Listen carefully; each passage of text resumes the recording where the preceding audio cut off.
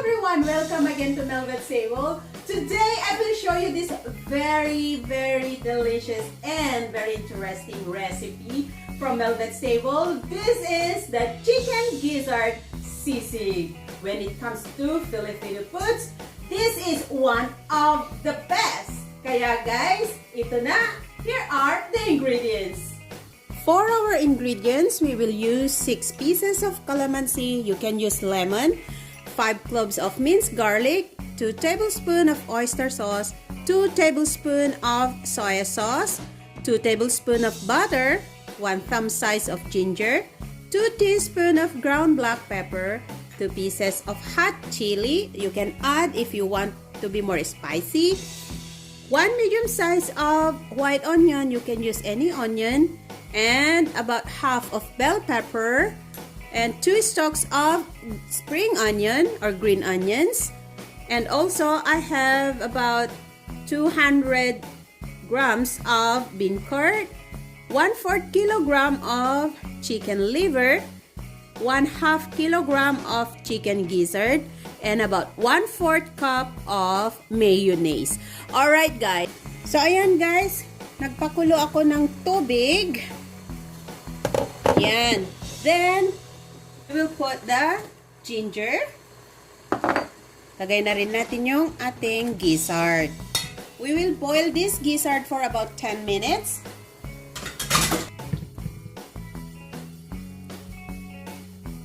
Okay.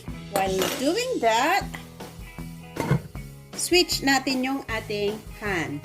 Kasi, I'll be frying the bean curd. Okay.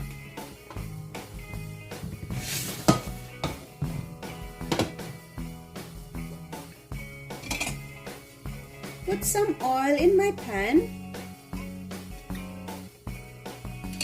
My bean curd, guys, I put some salt and ground black pepper para may lasa na siya. Okay.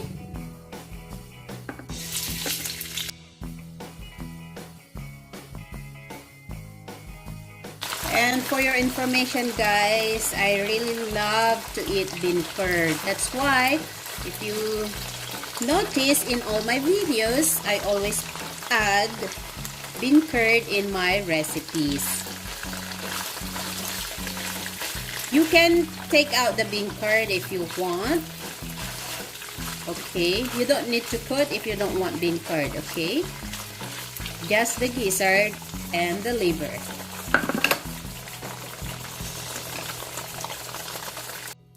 Alright guys, after I fried the bean curd, I chop it into cubes.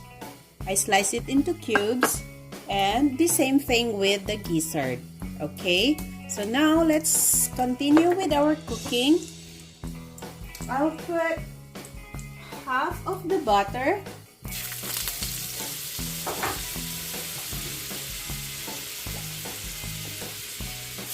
And I will fry the liver.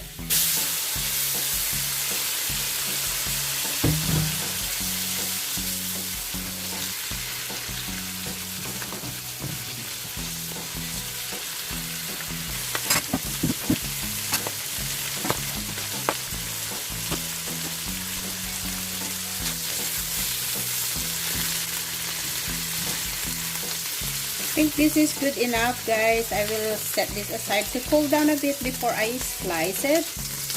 And then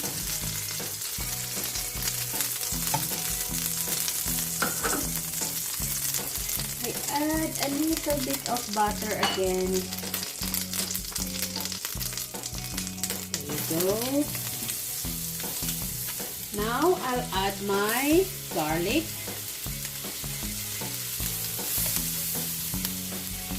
And the onion.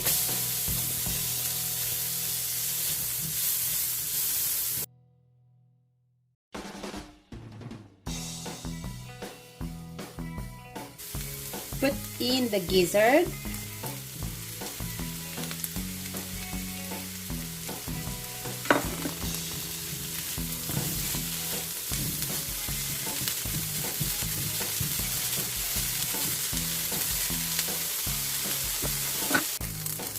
So guys, when your gizzard is already crispy, like this, put back in the chopped liver.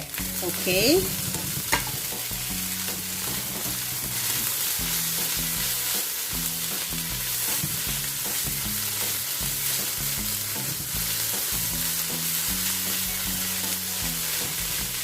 Now, you may add the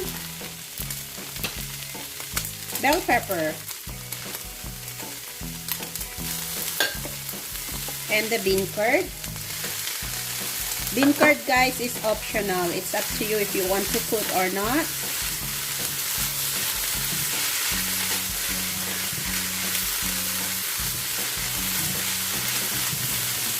Look at this.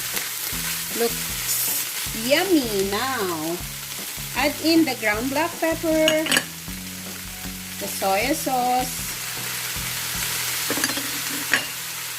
oyster sauce,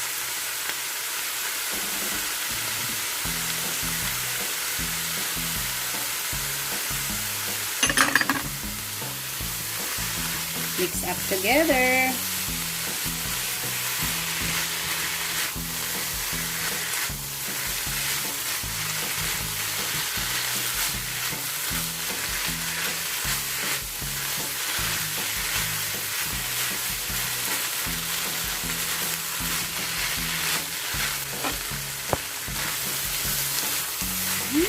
Smells good.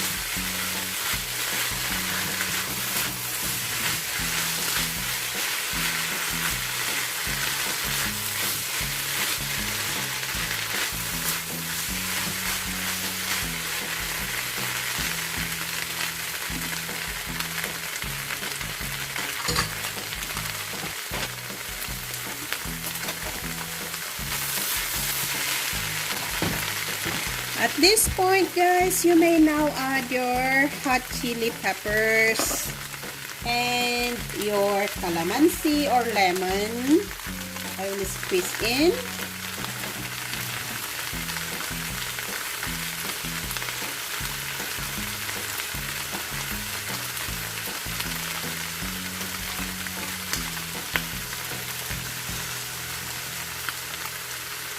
Ang bango.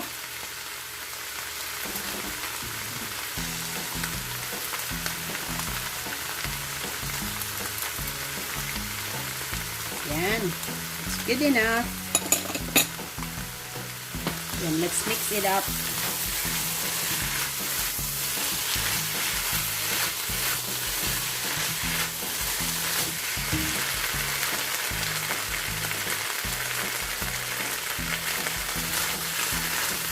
I will now add my mayonnaise.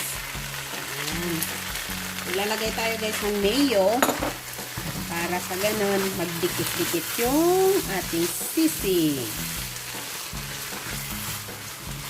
But it's up to you guys if you want to put or not. Mayonnaise is optional as well, okay? But I love to have some mayo.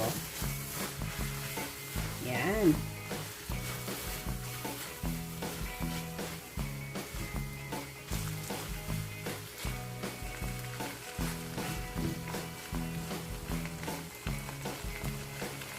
And maglagay din tayo ng ating spring onion. Mix it up together again.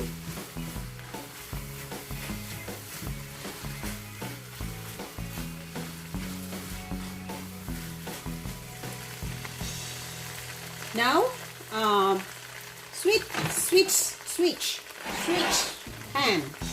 Okay? Kasi dito natin ilalagay yung ating sisig. Na masarap na sisig.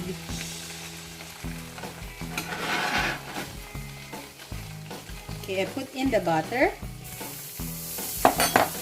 Ooh, it's hot.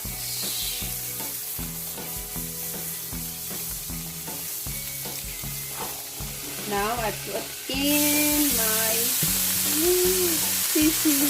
Look at that.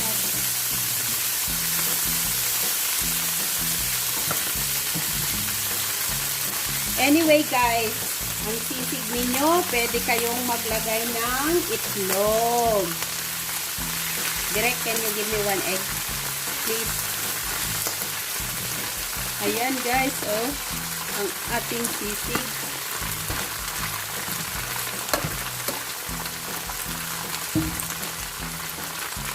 Mag-crack tayo ng itlog sa gitna. Yan!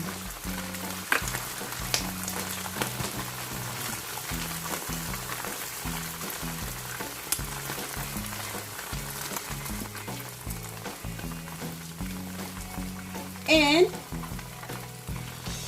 pag kulang kayo ng asim, pwede kayong maglagay ng kalamansi.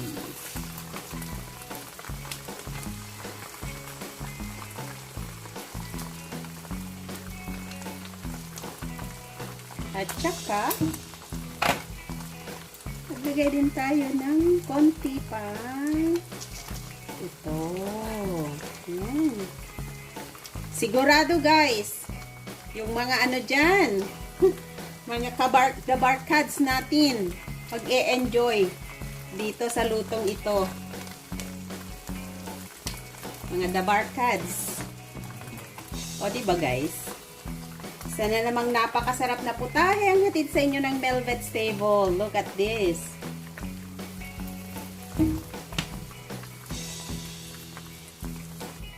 Ayan guys, isa na namang napakasarap na recipe galing from Mhelbeth's Table. Alright guys, this is the Gizzard Sisig. Enjoy your Gizzard Sisig. And thank you all to my subscribers, and if you're new on my channel, please don't forget to click on the subscribe button and the notification bell so you'll always be updated every time I will post a video in my channel.